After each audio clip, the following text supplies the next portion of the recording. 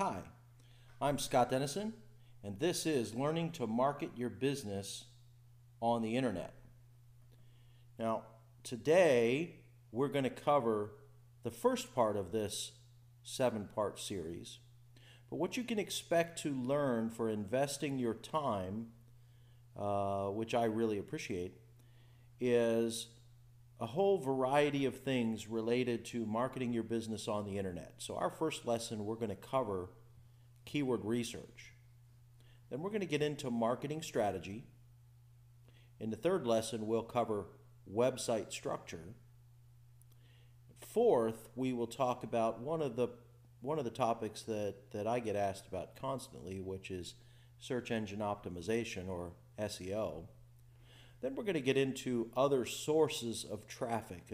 It is a session that I refer to as Beyond SEO. We're going to talk about 7 different ways that you can get traffic to your website. Now, just by point of clarification, search engine optimization, or SEO, is about trying to get your pages ranked in such a way that they're found in the search by people that are searching. And ultimately, the value proposition of doing SEO is that you get traffic to your website. At the end of the day, the traffic and how you convert that traffic into leads so that you can make sales is far more important than where your pages are actually ranked. So you'll want to make sure you don't miss that lesson where we talk about other sources of traffic. Quickly, in the next lesson after that, we'll get into landing pages and the strategies that are so important to be able to convert visitors to your website into leads that you can make sales from. And then in our last lesson, we'll talk about email marketing. So before we get into keyword research, though, I want to just give you just a tiny thumbnail overview of the internet. And really, there's a huge point I want to make right out of the gate here. And it's, I need you to understand that the internet is not now, nor will it ever be, a business model, at least not by itself. What the internet is a form of media. And just like the yellow pages, print advertising, TV and radio ads, and every other kind of media before it, it offers strengths and it has weaknesses. But when a company like Google goes from being a startup just 10 years ago or so to being one of the most dominant companies in the world, and by itself controls a large percentage of the online traffic and the searches, it's important that you understand it and that you harness it to your advantage. You see, in a recent survey, 86% of all online consumers use search engines to find local businesses. 61% of those searches for a local business result in a purchase. If you own a business, this is too big of an opportunity to pass up. And especially at a time when other forms of media are failing to produce an ROI, or return on investment, on the marketing dollars. The internet, it offers you enormous potential.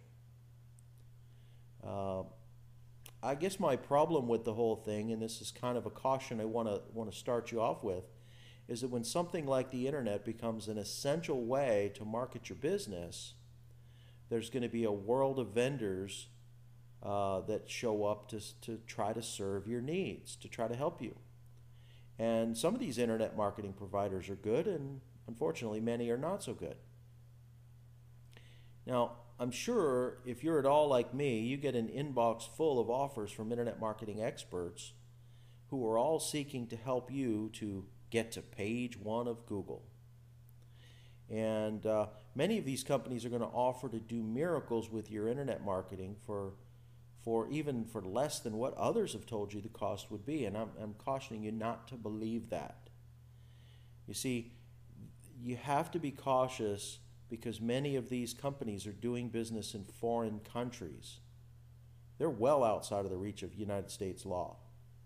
And what that means is, as an unsuspecting business owner, if something goes wrong, Say they use an overly aggressive form of SEO on your website, and your website gets de-indexed by Google, gets kicked out of their index.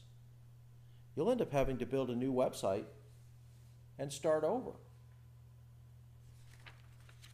And because these companies are outside of the reach of law, you have no recourse. You're stuck. And that's not a good situation.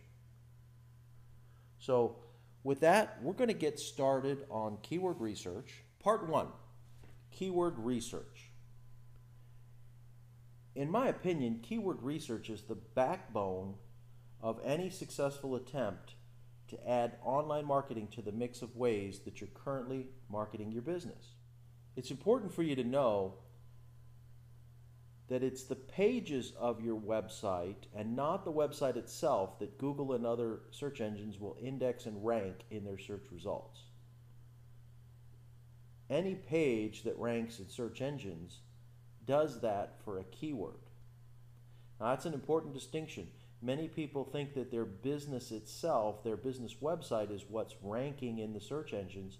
In fact, what it is a page of their website that ranks, not the entire site itself. And that page is ranking for a particular keyword. So let me give you an example. When you go online and you use Google, and I use Google for reference, but you could substitute any search engine. The primary reason I and many others use Google is because 70% or so of all the searches are conducted there. But when you go on Google, there's a search box and it requires you to type in a search term or a phrase, and that term is considered to be the keyword that you're looking for information about. Now, through the miracle of their technology, Google takes your search term and your keyword and analyzes it through all of the pages they have indexed, and they look at over 200 different factors, and they present you the pages that are most closely identified with that term, and it's all done in a few microseconds. It's truly amazing. Now, your job as a business owner, if you're looking to use this medium to get new customers into your business, is to understand what Google needs to consider your page to be one of the most relevant and most important pages for the term that was searched. And keyword research is needed to identify the most searched and most profitable terms that you align your products and services with.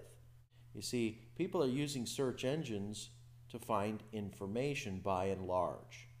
Back when this phenomenon came on the scene, the use of internet search engines, people decided that they would start using them to learn stuff, to learn about ways of solving issues that they face.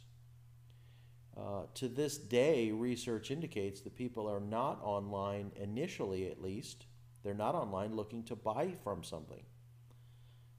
They're online looking for information. Now, when you look at the keywords that people use, it's an indicator, and it indicates that someone is looking, whether they're looking for a provider or they're just simply looking for information. So here's an example. If someone is searching a particular brand of tires, say they're looking for Michelin tires, there's a pretty good chance that they're getting closer to buying some tires. I'm sure you'd agree with that. But if they add their city name or the zip code to the search term and say now they're searching for Michelin tires in Tampa, you can expect that they've reached a point of seriously looking for someone to buy their tires from, and they're probably looking to do that fairly soon. In fact, 61% of searches in a local area will result in a purchase, and the majority of those sales will occur within 24 hours. That is an opportunity much, much too big to pass up. Whoever's helping you with your keyword research is going to want to be skilled in finding a large list of keywords to start with, and then to be able to pare that list down to the most important keywords for your business. And that will lead us directly into the next phase of this training, which will be about marketing strategy. And I'll be back shortly with that lesson.